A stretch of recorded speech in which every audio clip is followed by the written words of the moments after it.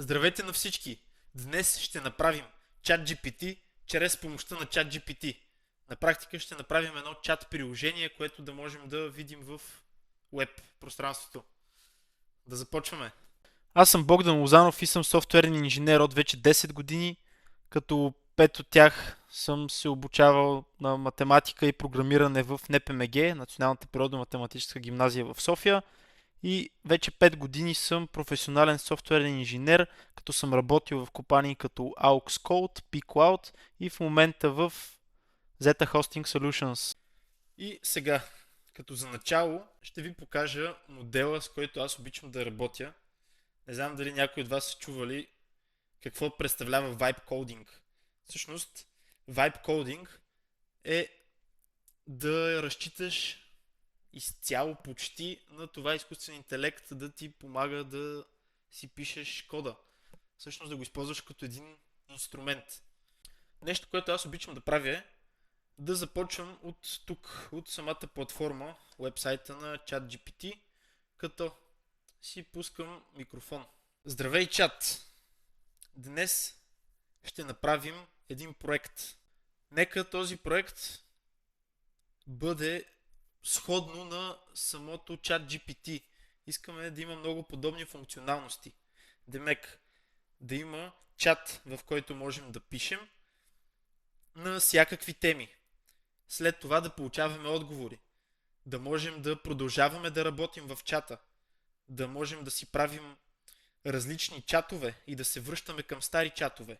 Нека това се съхранява в Local Storage. Искаме да използваме правилна архитектура. Също така за избор на технологиите искаме да ползваме Next.js с TypeScript с Styled Components.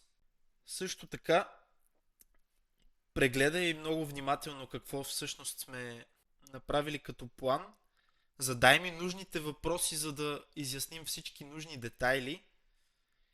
И накрая на това ще направим един готов промпт, с който да генерираме цялото приложение на един път с OpenAI VS Code Extension.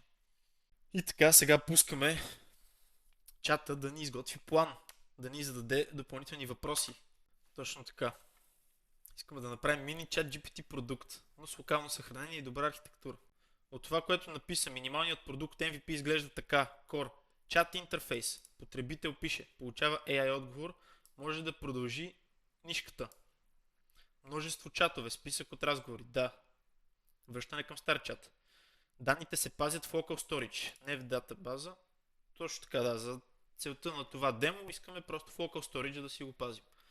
Така, да. Нашия мини чат ще включва LLM. Ще викаме OpenAI API. Нека да използваме най-добрия модел за сега. Аз вече имам ключ. Едно. Да, ще използваме реален OpenAI API. Да, ще имам OpenAI ENV ключ.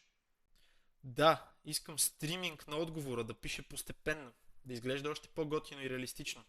4. За модел, който би бил най-подходящ, искам да използваме най-добрия модел за сега, за да имаме най-добри резултати. Не искаме настройка на стила за сега. Да, нека да поддържа Markdown в отговорите си. Code blocks, списъци. Окей, да, нека имаме rename на чат, delete на чат и clear all, да изтрием всички чатове. Да, искаме да можем да търсим старите чатове и да можем да продължим някой стар чат. Feature-based структура ми харесва много, да. Супер е. Искам State Management с ZooStand. Нямам предвид Styled Components, имам предвид Styled Components. И също така искам да използваме Framer Motion библиотеката, за да получим и готини анимации. Нека за сега бъде просто Light Mode. Не, ще използваме най-новата версия на Next.js, която е, да, точно с App Router всъщност. За сега нека е чисто и просто един Client App. Спрямо новите неща, които ти казах, направи ми нов промпт, който да използвам директно. И сега отново чакаме да видим. В момента това мисли, защото от говора, който му изпращам, всъщност генерира текста. И сега мога директно да му го изпратя. И му давам обратна връзка на база на това, което ме пита по-рано. И така може ето този промпт да стане още по-чист. Този за сега няма да го преглеждам, тъй като очакваме сега да получим нова версия на нашия промпт. Така, хайде сега да го прочетем. Да видим дали реално сме съгласни с всичко. Ти си Senior Full Stack инженер. Така, супер. Next.js, Router Latest TypeScript, да. Точно така. State Management, Zustent. Persistence. Local Storage. Точно така, искаме да е в Local Storage за сега. Да, искаме да имаме няколко чата. Окей, нека има search на чатове. Да, искаме да можем да продължим стар чат. С истински модел. Use the best model available now. Окей, да видим, нека ни сложи някакъв модел като цяло. Стига да мога да използвам такъв API вече, ако е публично. No style tone, settings, UI for now. No system prompt customization UI. Да. Assistant messages. Render markdown, including code blocks. Супер, да. Styled components, not tailwind. Framer motion, animations. Точно така, искаме анимации. Light mode only. Сега да. Така, layout, title. Left title, chat list плюс search, new chat button, супер, center title, така. Optional small top bar title, nice. Responsive, да, супер. Chat flow, user types a message and presses enter to send. Shift плюс enter, new line, супер. While generating disable send and show streaming consistent message growing token by token. Окей, yes. Да, искаме да можем да cancelнем midstream. If an API error occurs, show an inline error bubble and allow retry of last user message. Да, искаме. Multiple chat, create new chat, rename, delete, clear all, persist everything. Restore last open chat on refresh. Okay, nice. Search, input in sidebar, filter chats if query matches, chat lead title or any message content within the chat. Highlight the match in the chat title preview. Basic highlight. Data model. Така. Chat title. ID, разбира се, created, updated, messages. Супер. Меседжа ще има роля User Assistant, Content, съдържанието и кога е създадено. Storage. Схема version 1. Окей. Last active chat ID. Супер. И масив от чатове. Супер. Local Storage Key. Окей, да, нека е това. Implement. Encode, decode with runtime validation. No heavy lips. Implement minimal validators. Save fallback if corrupted data. Reset to default with a warning lock. Migrate pipeline. Migrate any. Local state v1. Architecture. Така, layout pages, components, hooks, chat title, sidebar, composer, markdown, models, shared, lib store, storage, types. Окей. Business logic in store. Helpers, така. Use client, така. Styling. Така. Animations, super framer motion, markdown, супер. Streaming.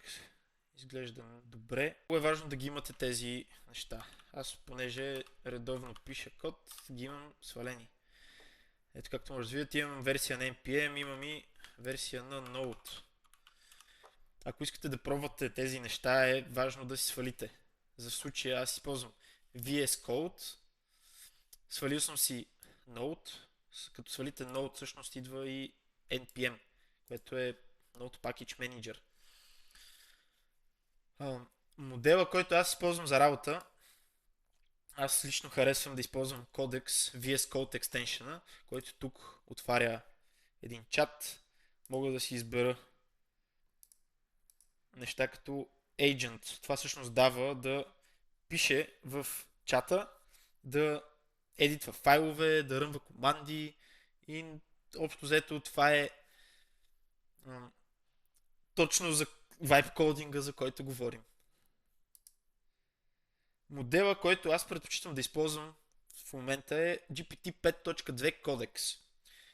GPT 5.1 Codex Max лично на мен много не ми харесва. Имам чувство, че пише не е чист код, не е качествен код. 5.2 Codex, дори да няма Max, всъщност има доста по-добър reasoning.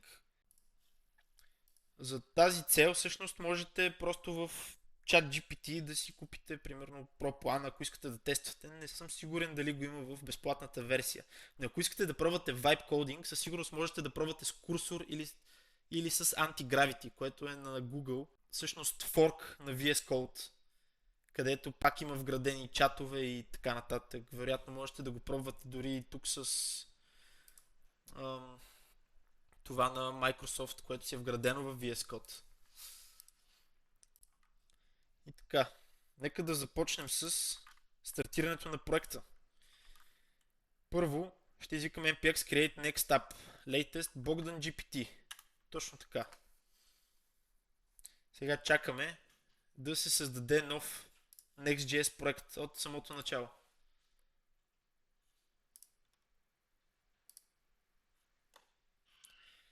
И така, пита ни, искаме ли recommended defaults, TypeScript, ESLint, Tailwind.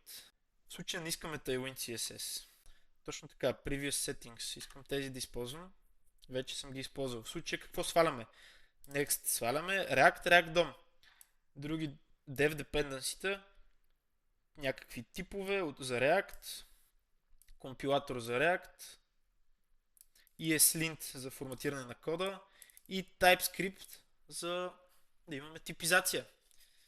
За тези от вас, които не знаят какво е TypeScript и Next.js всъщност и React, разбира се. Значи в крайна сметка какво е в web-а? Можем да пишем JavaScript. Браузъра ни познава JavaScript, познава HTML, познава CSS. Добре, обаче там идват и библиотеките, като React, които всъщност са съвкупност от всички тези технологии, за да имаме по-готини инструменти. TypeScript е един екстенднат, подобрен JavaScript, в който има типизации. А Next.js е много як фреймворк, аз лично много го харесвам. Всъщност той е един full stack фреймворк, който използва React на фронтенда и използва serverless функции на бекенда. И много лесно се деплойва един Next.js проект с Vercel. Всъщност Vercel разработват Next.js като продукт отделен. Developer tool. Много е готино. Наистина съветвам както хора, които се занимават с програмиране активно, да го пробват, и дори за хора, които за първ път искат да пробват нещо като vibe coding. Много е готино да влезнеш и в също AI моделите много добре се справят с писането на Next.js, защото просто става все по-популярен. И така, като гледаме какво ни генерира сега. Супер, имаме си един package JSON, имаме си readme, където имаме документация. Както виждате тук, можем с npm run dev да пробваме да си стартираме проекта. Добре, не става обаче. npm install. Разбира се, първо трябва да влезнем в проекта. Направо ще напиша code. И това ще го затворя. По този начин влизаме директно в тази папка в VS Code. Като отворим отдолу терминала, можем сега да напишем npm run dev. Казваме какво? Node Package Manager, пусни Development. Както виждате тук, в скриптовете в Package.json ни имаме различни скриптове. Като например сега пускаме dev, точно за да стартираме проекта. И изчакваме малко, за да се стартира и да видим всъщност какво сме направили до сега. Хоп!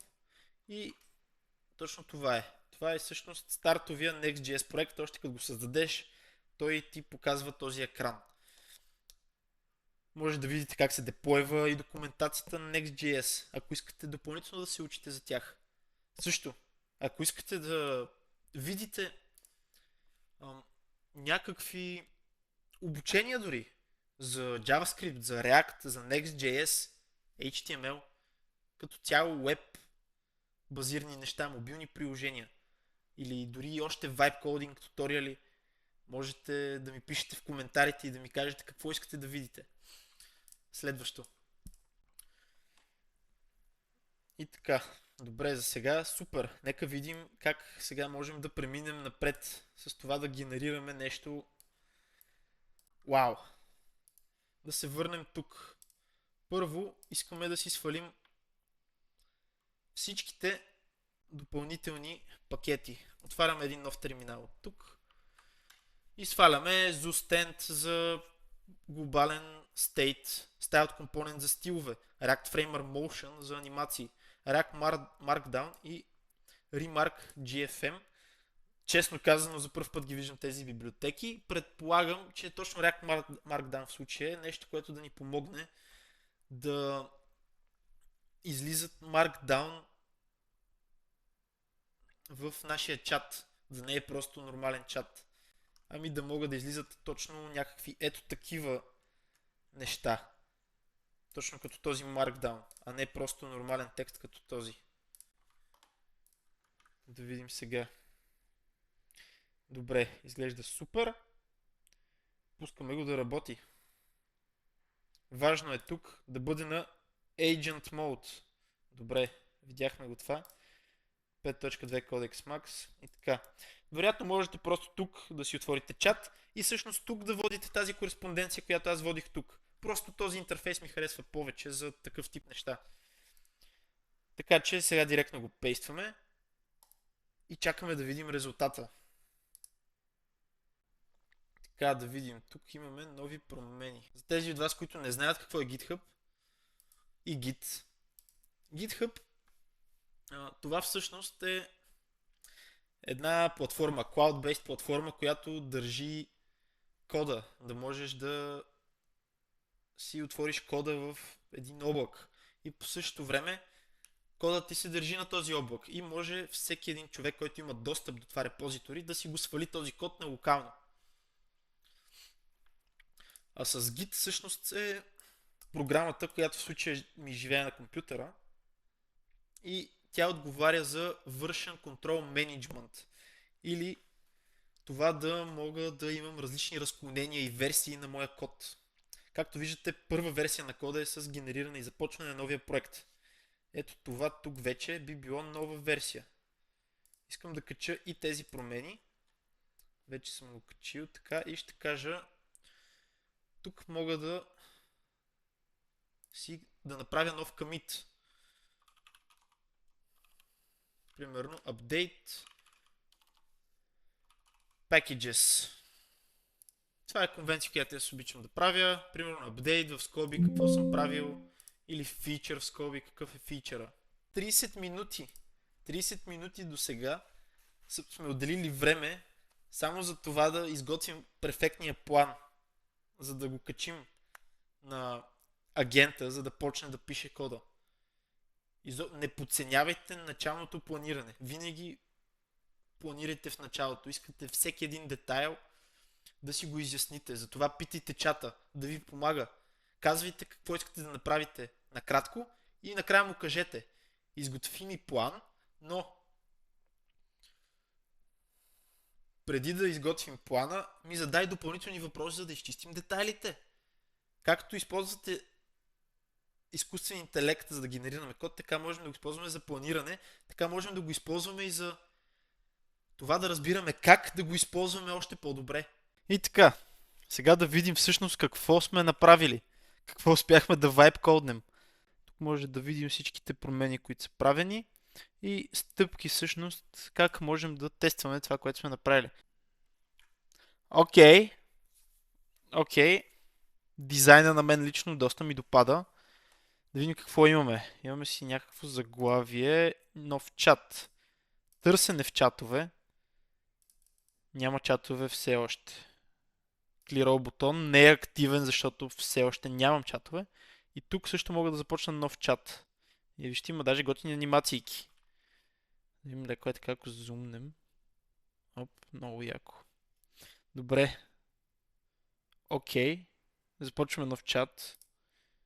Имаме някакви конзолни грешки тук, но като гледам, приложението ни продължава да работи. Така, да видим. Ask anything. Добре. Какво искаме да питаме? How can I create a chat GPT app? Окей. Окей. You can create a chat GPT app in a few common ways, depending on what you mean. Вижте, тук му даваме доста по-малко контекст. Не забравяйте. И започва да ни дава информация. A simple web chat app. Most common. Stack. React Next.js. Той ни препоръчва точно това, което ние направихме. Create an OpenAI API key. Точно така. Искаме да си вземем от платформа OpenAI ключ и да ползваме в случая този модел,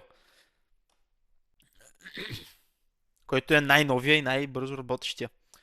Да си направим UI, input box, send button, chat message list. Имаме всичко това. Create a backend endpoint. Вероятно да, би трябвало да имаме и backend endpoint. По принцип е най-правилно да минава през друга заявка, защото ако това работи за крайни потребители, не искаме да викаме чата директно от нашия фронтенд. Искаме това нещо да става през бекенда ни, за да нямат достъп до нашия ключ. В случая, както и да е направено, не е важно. Обаче, супер! Чата се е справил, ние това го дадахме като характеристики и то ни е направил една заявка в Next.js-а. Точно това искаме. Супер! Deploy Stream Sources. Супер! Да, предлага ни да го допълним на Vercel. Ето един минимален екзампъл. Я да видим всъщност точно какво ни дава. Това е в Express Endpoint. Express е една друга библиотека, базирана на JavaScript, която ни позволява всъщност да си разработим наш сървър. И така, какво има тук? Импортваме Express, OpenAPI, създаваме нови обекти и правим една заявка с route chat, която е асинхронна, има message. Така, ето тук пускаме заявката към модела. Тук и примерно ни е предложил ChatGPT GPT 4.1 mini, защото може би е най-ефтини, точно за тестови цели, може би е най-добре за ползване. И много яко, че този контент всъщност излиза като код, по-различно. Мога да го копирам. Работи ли това копиране? Работи супер! Много яко. Така и още обяснения. Добре, нека видим какво става, ако направим нов чат. Where is Bulgaria? Например, къде е България? Къде е нашата родина? Да видим отговора. Bulgaria is in Southeastern Europe. Добре. Нещо друго да го питаме.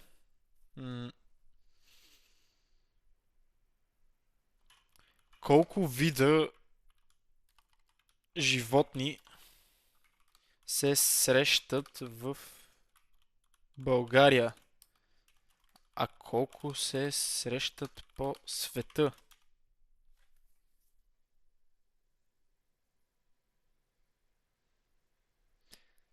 Добре. Супер, кръбначни животни, 7-800 вида, всички животни, над 30 000 вида. Страхотно. По света. Това са бая животни. Много яко. Добре, интересно ми е да видя сега, ако изтрием чат, окей, трия се веднага. Тук би било готино, като трием един чат да ни пита всъщност дали окей. Добре, ако рефрешнем, за съжаление чатовете не ни се зареждат. Да видим в сториджа. Local storage. Добре, изглежда като ние да...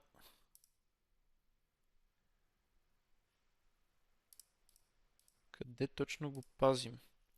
И ако създадем един нов чат. Оп.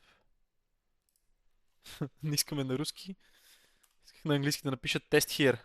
I see your test message. Would you like me to test? Така, окей, супер. Добре. Я да разгадаем. Окей. Къде ни запазва респонсите? Даже това, което ще би било много яко да пробваме сега, да видим. We want to also be able to load the same chats after refresh. Can the state be persisted in the local storage? И му даваме да действа на рефреш. Да видим този ключ къде е в нашето приложение. Storage key. Добре. Local storage set item. Така. Load storage. Къде се извиква това нещо? Hydrate data set. Окей. Обаче, за съжаление, ние видяхме, че това не работи. Ставаме нов чат. Test chat here. Hello, this chat is working. Това е супер.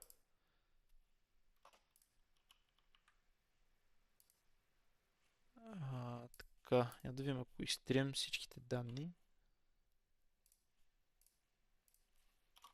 Тест чат. Изглежда като да не влиза тук. Така. По-скоро да видим първо Local Storage. Така. Искаме да разберем когато го запазва. Set item. Значи Save Storage първо ни трябва.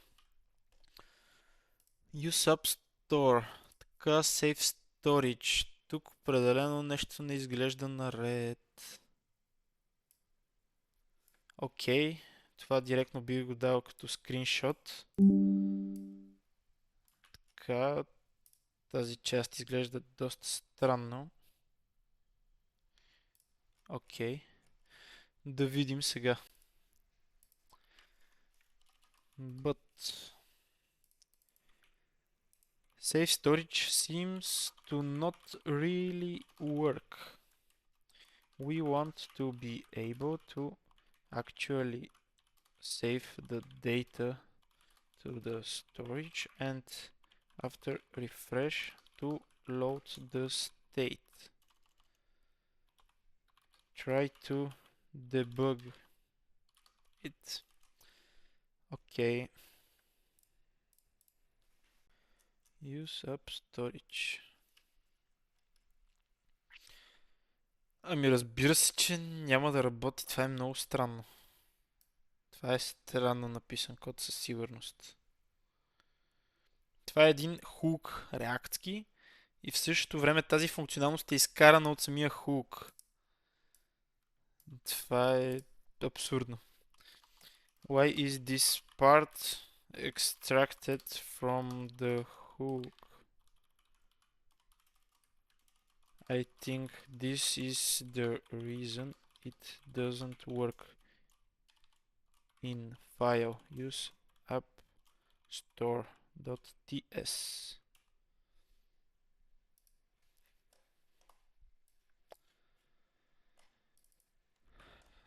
Така. Use App Store го използваме тук в нашия основен пейдж. Окей. За начало Дайте да си видим и проект. Какво имаме тук? Имаме една app директория, където всъщност са ни основните... Там са ни страниците. В Next.js, ако не знаете, имате layout и пейджове. Също така имате и API. Раутовете са ви тук. Тук са ни отделни компоненти, като чат компонентите, Composer, Markdown, Messages. Тук трябва да се ползва тази библиотека, за която говорихме по-рано. Окей.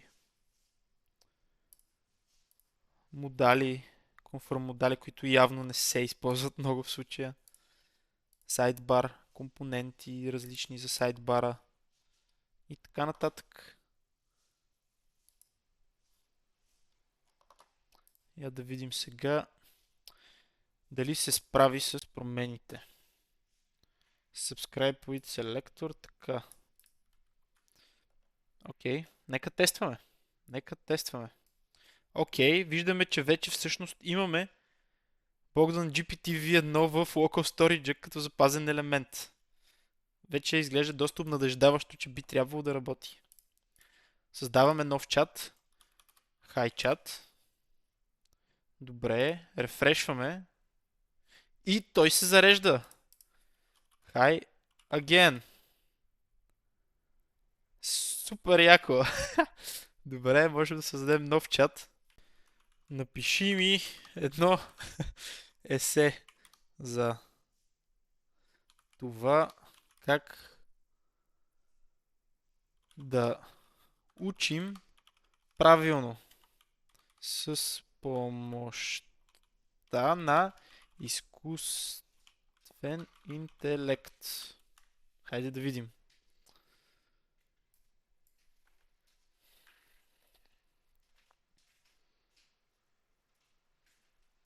Окей.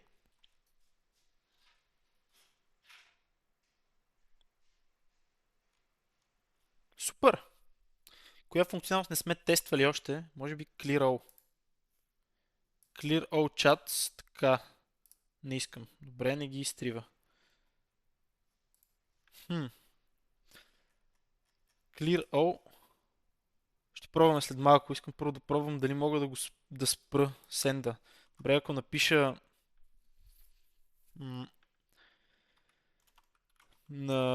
напиши го на английски, например. То тръгва, натискаме стоп и спира. Continue. Всъщност продължи. Директно продължава. Супер яко. Спираме го. Това е малко досадно, как докато скролва надолу и трябва да скролвам и не мога да си натисна бутона. Докато се генерира. Би било по-готино, ако това беше винаги видимо, за да можеш винаги да спреш и да пишеш.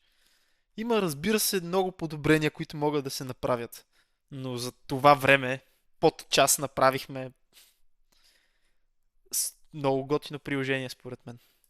Да пробваме сега Clear All. Супер, изтрива всичко. Рефрешваме. Няма нищо на екрана. Добре. Това мисля, че беше много готино демо. За мен беше много интересно да пробвам този проект. Никога не бях правил мое собствено чат приложение, но искрено много се забавлявах. Надявам се и на вас да ви е харесало. Ако ви е харесало, много ще се радвам да се абонирате, да споделите това видео, да пишете коментари, какво още искате да видите. Дали още vibe coding или някакви по-технически обучения. Да разберете как стават задкулисно нещата, които правим чрез vibe кодинга. Дали искате да се научите да пишете код като цяло, ръчно. Аз лично много съветвам да можете да пишете код но в крайна сметка може директно да пробвате и да vibe кодвате и като дебъгвате на вас ще ви се налага да четете и по този начин всъщност да се научите да програмирате. Живеем в една много готина ера, в която за мен лично програмирането става по-интересно, по-забавно и съм много запален и ентусиазиран да видя какво ще следва за напред. Чао от мен. До скоро.